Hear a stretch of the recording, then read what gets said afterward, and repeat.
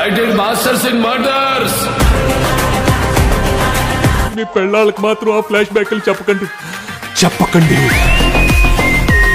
నందమూరి బాలకృష్ణ మరియు బాబీ దర్శకత్వంలో వచ్చినటువంటి డాకు మహారాజ్ చిత్రము బాక్సాఫీస్ దగ్గర సెకండ్ వీక్లో కూడా సాలిడ్ కలెక్షన్లతో దుమ్మారం లేపుతుంది. ఈ యొక్క చిత్రము 11 రోజులు కావస్తుంది. ఈ యొక్క చిత్రం నేటితో 165 కోట్ల గ్రాస్ కలెక్షన్లను సాధించింది.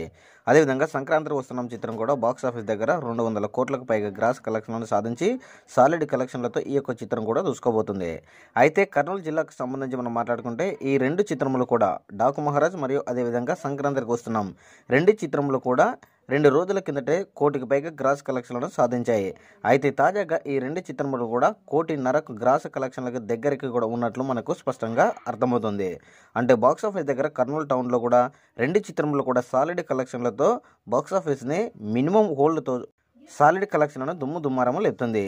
మొత్తానికి కర్నూలు టౌన్ గురించి మాట్లాడుకుంటే రెండు చిత్రంలో కూడా బాక్సాఫీస్ దగ్గర సాలిడ్ మినిమం హోల్డ్తో థియేటర్లలో కలెక్షన్లు భారీగా రాబడుతున్నాయి.